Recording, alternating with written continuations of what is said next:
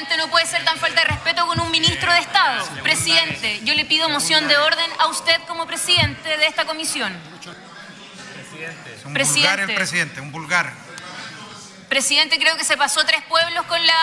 Sí, creo que se pasó tres pueblos con la falta de respeto que le hizo al ministro Elizalde. Usted, presidente de esta comisión, tiene que dar el ejemplo. Ustedes vienen... ¡Qué falta de respeto! Ministra, por favor.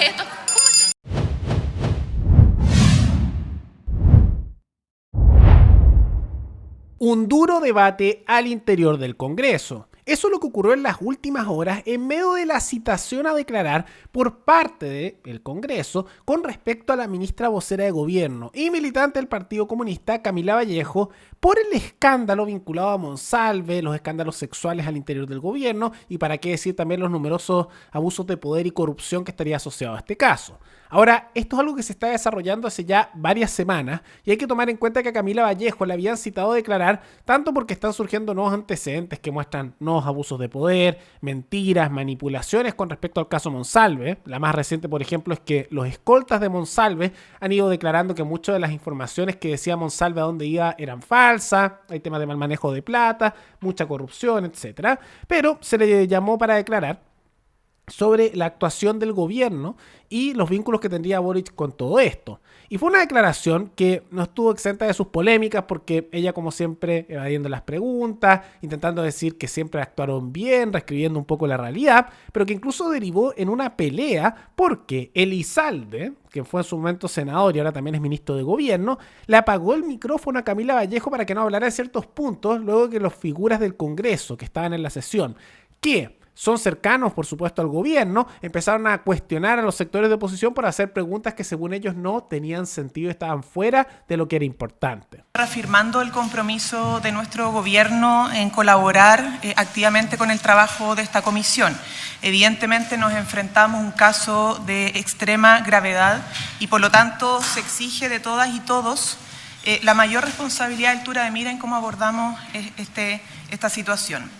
Estamos ante hechos que a nuestro juicio representan un abuso de poder por parte de una persona que se aprovechó de la autoridad conferida para un cargo público. Y que no es cualquier cargo público, señor presidente. Es sin más ni menos que la autoridad a cargo de las policías y de la seguridad de nuestro país.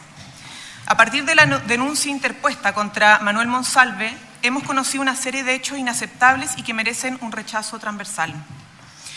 La persona responsable de esas acciones en lo penal, también en lo administrativo y en lo político, no es otra que Manuel Monsalve. Y es él quien debe responder por los actos que se le imputan. A su juicio, ministra, ¿usted considera que es importante y de todo lo que ha ocurrido en términos generales con lo pasado, con lo que ha ocurrido con el caso Monsalve, que los asesores continúen siendo quizás asesores del presidente y además también, ministra, de cómo se maneja una crisis tan delicada en el gobierno comunicacionalmente, producto de decisiones de los asesores? Gracias, diputada. Ministra, tiene la palabra.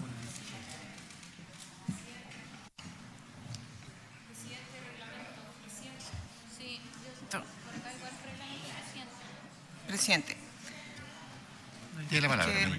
La ministra tiene la palabra. Por favor, yo estoy dirigiendo la sesión, ministro. Es que, presidente, no es como qué es lo que piensa, qué es lo que cree. Acá se está investigando acciones de gobierno. ¿Qué es lo que hizo, ministra? Usted tuvo su tiempo para preguntar. Lo que quiso, vamos a seguir con la misma tónica. Estamos en democracia y deje que las personas pregunten lo que crean. Presidente, creo que está conduciendo muy mal esta comisión investigadora. Perdone que se lo diga. Ministra, y lo único que quiero decirle al ministro que usted no tiene ni vela en este entierro, así que por favor no... Presidente, no puede ser tan falta de respeto con un ministro de Estado. Presidente, yo le pido moción de orden a usted como presidente de esta comisión. Es un vulgar el presidente, un vulgar. Presidente, creo que se pasó tres pueblos con la... Sí, creo que se pasó tres pueblos con la falta de respeto que le hizo al ministro Elizalde. Usted, presidente de esta comisión, tiene que dar el ejemplo. Ustedes vienen... ¡Qué falta de respeto! Ministra, por favor. La ministra tiene que contestar. No, la ministra tiene que contestar. Por favor, ministra. Por favor, ministra. ¿Va a contestar la ministra? ¿Va a contestar la ministra? Ministra, por favor. Después de que conteste la ministra, le doy el espacio. Después de que conteste la ministra. Ministra, tiene la palabra. Gracias, presidente. En primer lugar, nuestro ánimo es asistir a estas comisiones para colaborar con el máximo de los respetos a los diputados y diputadas presentes, y solicito también el máximo de los respetos a los ministros de Estado y particularmente al ministro secretario general de la Presidencia que me acompaña. En segundo lugar, para contestar la pregunta, sí, porque la democracia la construimos entre todos y las relaciones las construimos entre todos. En segundo lugar, sobre la pregunta. No me corresponde a mí hacer evaluaciones de asesores de autoridades, menos si no son de mi propia cartera, ¿no? Me imagino que ustedes opinarán lo mismo respecto, por ejemplo, a sus propios asesores, etcétera.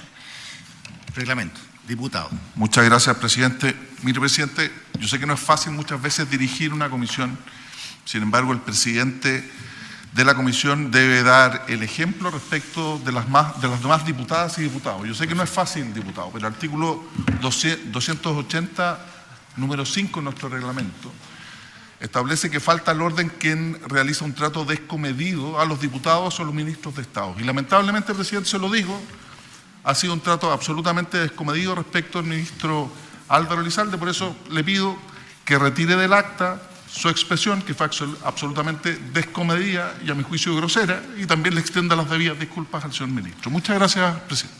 Mire, diputado, la verdad es que yo tampoco voy a aceptar que el ministro venga a apagarle el micrófono a la ministra de Estado que está haciendo uso de la palabra. Perdón. No. Yo lo que sí...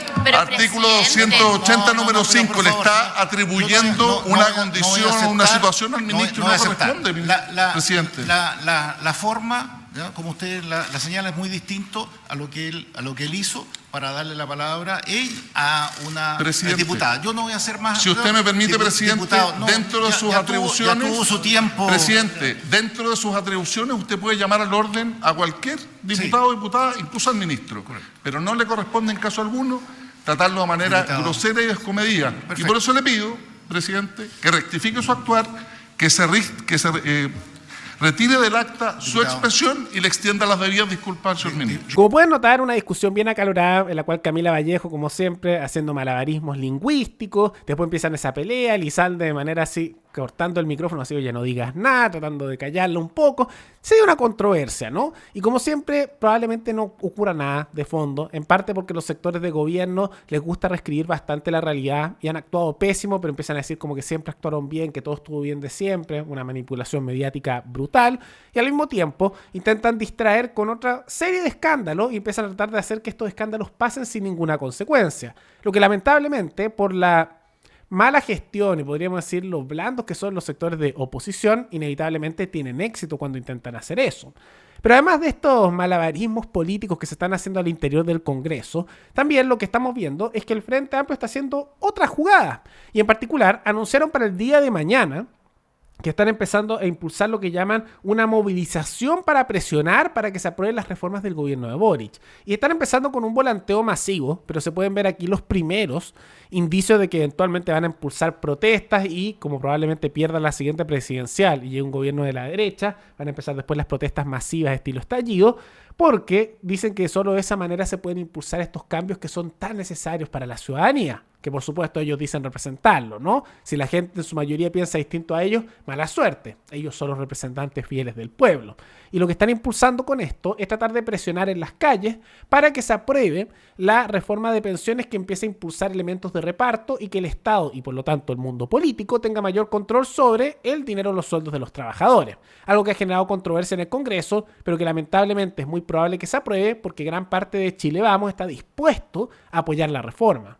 Figuras como Sandón, Moreira, varios de la UDI también, de Renovación Nacional, etc. Entonces vamos a ver cómo se está dando esta situación. Pero algo que hay que estar muy atento es que ya se están empezando a organizar y a solo unos meses de ya las primarias presidenciales y después la presidencial y las elecciones del Congreso, para empezar a reestructurar todos sus vínculos para poder hacer manifestaciones y hacer presión en las calles. Como ven que van a perder el gobierno, ya están empezando en los últimos momentos que le queda al gobierno de Boric, ya en su último año entrante, bueno, a empezar a organizarse para empezar ya a alejarse de Boric, pero también empezar a establecer toda esta estructura con la cual eventualmente van a hacer protestas. Entonces no se sorprendan si para el nuevo gobierno, para el año 2026, eventualmente empezamos de nuevo con las protestas y un posible estallido. Pero más allá de todo eso, ¿qué les parecen estas discusiones que se han generado en el Congreso con incluso una tapadera de micrófono, como también estas preparaciones ya para hacer estos volanteos masivos y eventualmente incluso por declaración del mismo Frente Amplio para hacer protestas que eventualmente son la base para rearticularse callejeramente para el gobierno que viene? ¿Creen que simplemente es algo que no va a escalar o empezaremos a ver de nuevo esta violencia y protestas masivas callejeras que se dieron tanto en el año 2019? Todo eso coméntenlo abajo. Y antes de terminar, quisiera agradecerle a la suscriptora Ana María, que se convirtió en la suscriptora más reciente en decidir hacer un aporte mensual al canal a través de la comunidad de YouTube. Así que muchas gracias, te lo agradezco mucho. Y gracias a aportes como el tuyo y el de otros suscriptores, que este proyecto sigue adelante y se mantiene independiente. Así que si alguno de ustedes también quiere hacer un aporte a este canal, puede ir a hacerlo mirando el comentario que se encuentra fijado abajo, que tiene distintos medios de apoyo a este programa. Nos veremos en el siguiente video. Hasta luego.